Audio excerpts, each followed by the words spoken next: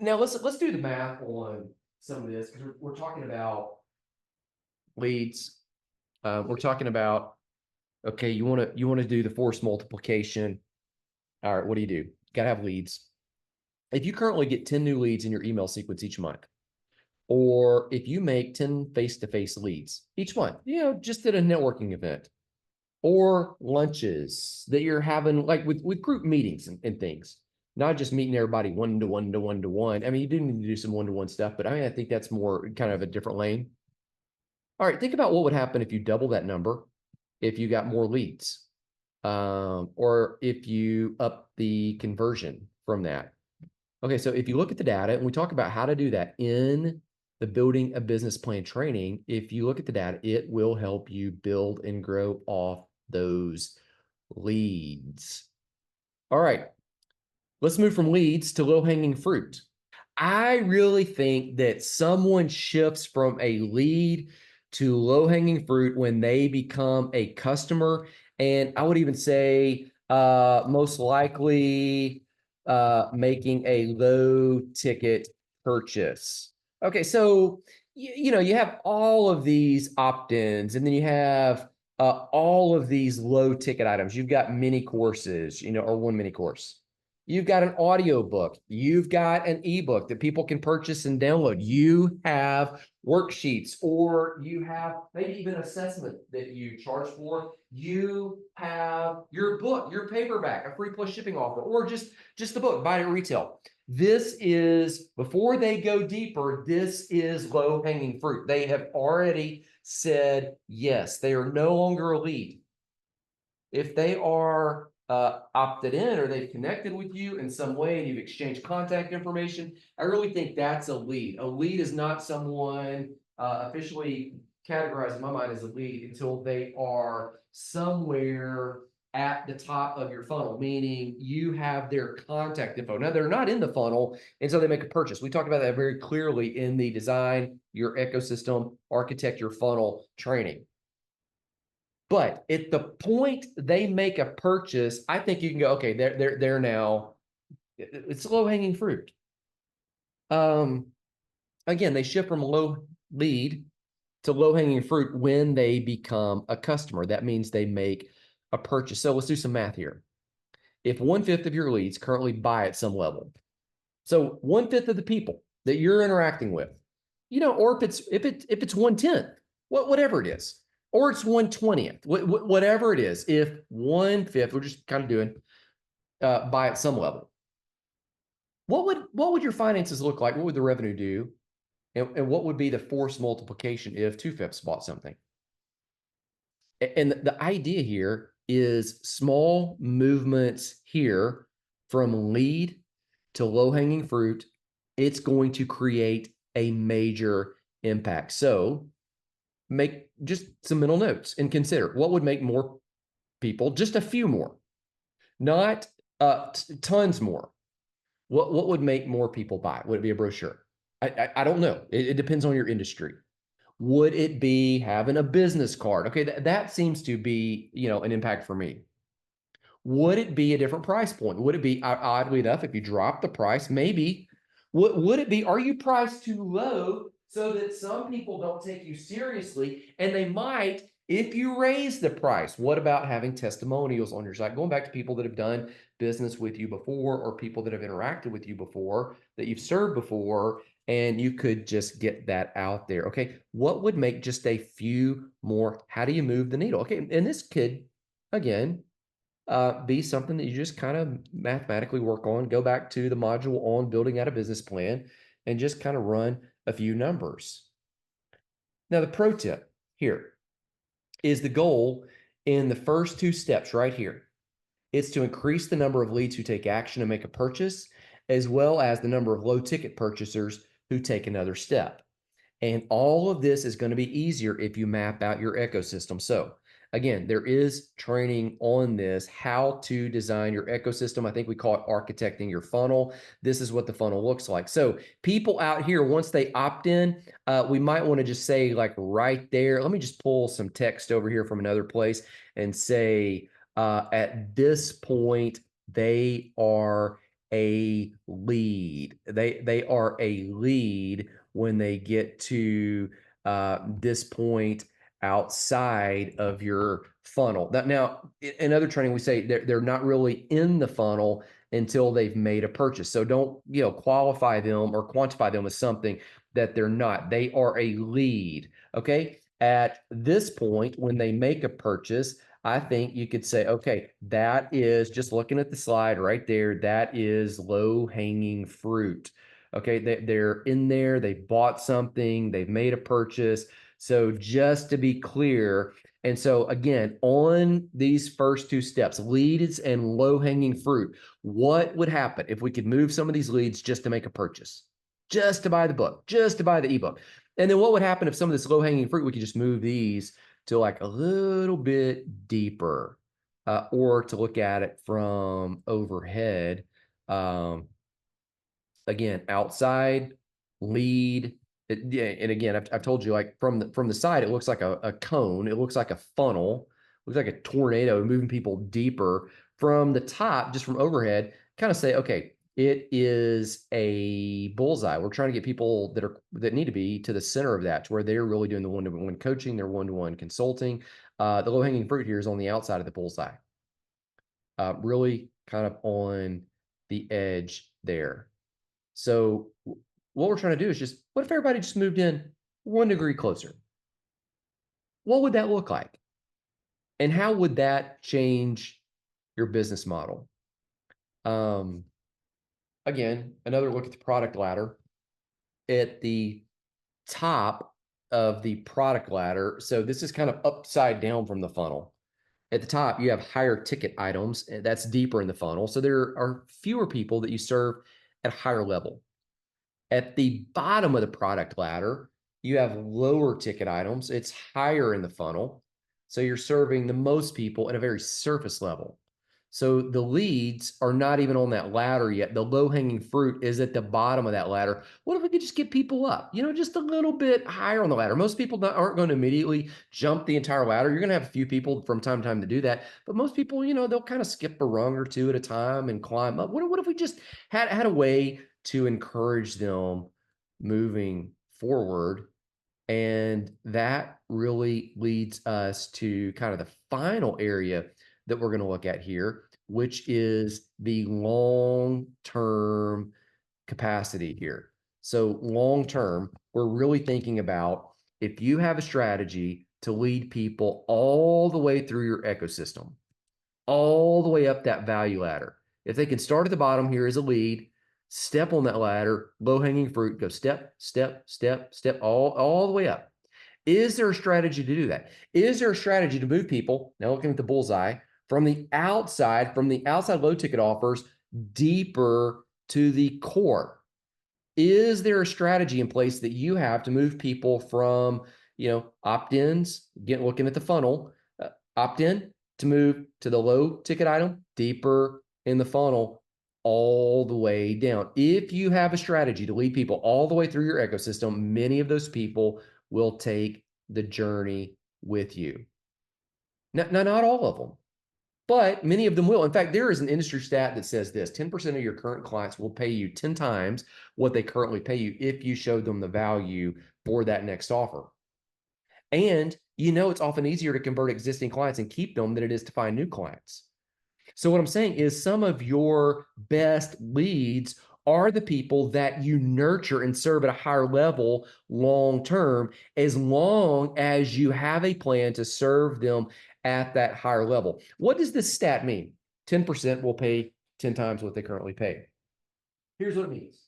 If you have 100 people right now that have given you $10 for, let's just say, a mini course, a digital download, something where you explain something in 3 or 4 quick videos, $10. 100 people did it. That means that 10 of those people, 10%, will pay you not $10, they will pay you $100.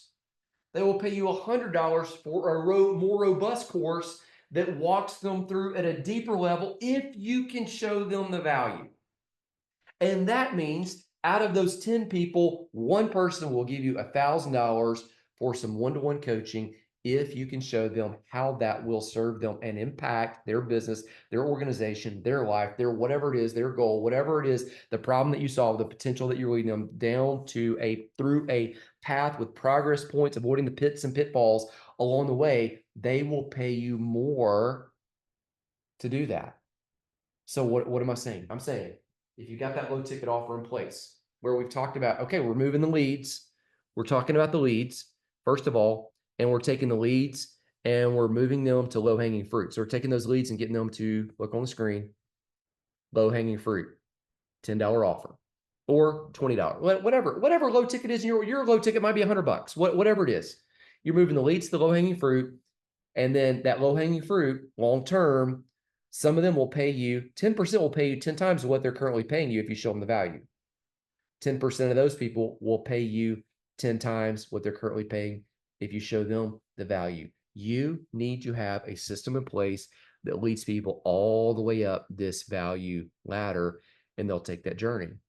So, pro tip, don't overlook clients who've worked with you before and then offboard it. Just because they are a past client and not a present client does not mean that at some point they won't need your services again. Stay in touch with them. Continue adding value through all of these email broadcasts, through all of this long form content, podcasting and texting, and even like staying in touch with them. Like, hey, every 6 months, check in. Hey, on their birthday. Hey, man, I was just thinking about you. How are you doing? Like, reach out to them. You have a shared history with them. And so many of them will come back when they need your service if you have rocked it out the first time. All right. Now, that said, let me give you 3 categories, 3 types of offers that you can make.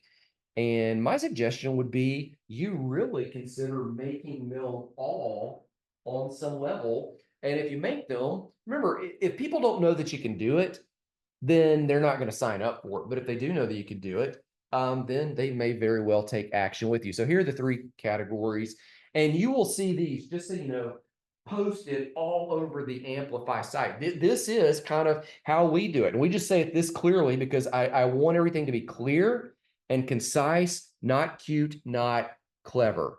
So let me break these down. Content coaching and contract work. Content means this. People can purchase the information from you at any time. This includes books, ebooks, audio, and courses. Now, people that purchase content from you, they are way up at the top of the funnel, usually, generally.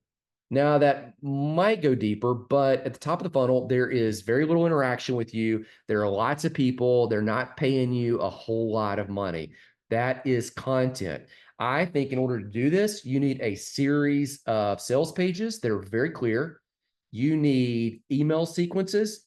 You need some opt-ins, and you need a way to make this happen, ideally as part of your system. So where did we talk about systems before? We talked about systems way up at the top of this training when we were saying 3 required factors to have this force multiplication. You got to serve people. And of course, yeah, you want scalability, but boom, right there, number 2. You got to get the right systems in place. And so content, people can purchase the information about your framework from you at any time. It includes books, ebooks, audio, courses, could have mini courses, could have, some other, anyway, downloads, worksheets, all that kind of stuff. Category number 2 is coaching. Now, the shift from content to coaching, as you interact with these people and you walk them through the information at some level, this adds an element of relationship to the information. What's the element of relationship? Well, now it's interaction. Now, I would say there are 2 subsets of coaching. You can coach, as you see on the screen right there. You can coach in community. That could be masterminds. Masterminds are generally small groups. They're higher ticket. Or it could be larger groups, meaning monthly membership, something like Amplify Pro. That's not a mastermind. That's a large group. Okay, it's coaching, but it's coaching done in community. Or another subset of coaching, you could do this one-to-one consulting. Generally, you work with them closely. You walk with them through the framework. You are, on some level, customizing, not changing the framework, but really personalizing some of the elements to their unique situation, to their unique context. In fact, there's an entire module that we've recently released on this that is titled How to Coach So That Your Clients Make Real Progress. I would encourage you, as it relates to one-to-one consulting, to watch that module. I would encourage you, as far as it relates to community, to watch the module from Amplify, where we talk about how to run a membership group. And consequently, you've got access to both of those as part of Amplify Pro. Now, just a reminder, coaching is deeper in the funnel than content. So it's a higher ticket with more access, and it's going to have fewer people. It's important that you know that, because what I see a lot of times with people that are kind of getting into the thought leader space is they spend far more time on social media and interacting with people in the free space than they do with people that are their current clients that are paying very much money for them and for the access to them. And so while you do need to nurture leads, you just got to figure out, okay, when is and what is the amount that I want to nurture leads, and what is the amount and the access that I want to give people that are paying the higher money. And really, like, you got to keep that in the right balance. Okay. If people are paying the higher ticket, if you're coaching them, you're helping walk them through the framework, and people that are on social media, they don't need that kind of access. It's not that you stiff arm the people there. It's just, and you can be ultra positive. Like, you don't have to put people off at all. It's just figuring out, where do you spend the time. The final element here is not only doing content, not only looking at coaching as an offer, but also contract work. Contract work is when you actually do the stuff for them in person. They don't just buy it from you. That's content. You don't just walk them through the framework as they do it. That's coaching. You actually do the work on their behalf. Uh, that is a much higher priced value proposition. Now, a lot of people say, well, that's not what I do. I would say you're doing contract work. Like, if you're building the website or writing the book for them, yeah, you're doing contract work. But also think about it like this. If you're serving as an interim pastor somewhere, you're really doing 1099 contract work. You're doing the work. If you're coaching someone on how to build a homeschool curriculum, that's coaching. But if it gets into, like, you're like doing the stuff, it's some element, you're doing contract work. If you are coaching people how to do wedding photography, or how to design the floral arrangements, or how to run the wedding, okay, that might be coaching. But if you're showing up, even if you're showing up for 1 or 2 days only, you're doing contract work. And so you might not call it that. And it's not necessary that you like label it like this on your website. Oh, do you want content? Do you want coaching, or do you want contract work? I just kind of do that because it fits with the space that we're in. Well, the reason I'm sharing this with you is because you probably have these elements too. And if you'll define them, it helps you kind of create buckets of, okay, where does this offer that I'm doing really fit? And how much time do I need to invest in it? Okay, now how do I price it? Okay, now how many can I actually do? Okay, now how do I build out the business model for that? Okay, that helps me with the force multiplication of all of this. Now, the relative ranking on these, just, less stars is less access to you. More stars is more access. Less stars is less cost. More stars is more cost. I would say content. Okay. People can search up anything and learn anything about anything. So your content, really, you're going to craft it in such a way with your framework that leads people from point A to point Z. Let me kind of pull together some rankings here, relative rankings of things that kind of get thrown around. A lot of people say something like content is king, content is king, content is king. They say this up a lot. Here's really how I would evaluate that. Content is kind of a one-star proposition of everything you got. People can learn anything they want to know just by a quick search it up, look at, Google it, whatever. Convenience is a big factor, and people will actually pay you for convenience. So I'm going to give that 2 stars. Again, just kind of showing you content is not king. There are more things that are important. So if you can structure that content in such a way that it's accessible and they can follow that framework, that's going to be a bigger win. Here's what I think is the most important, though. It's not the content, it's not the convenience, it's the connection with you and with other people. So it's the content delivered in a convenient way in the context of relationship and even community. So as you start kind of wrapping your head around all of this, is content king? No. I really think somehow the connection flows through all of this. All right, let's review.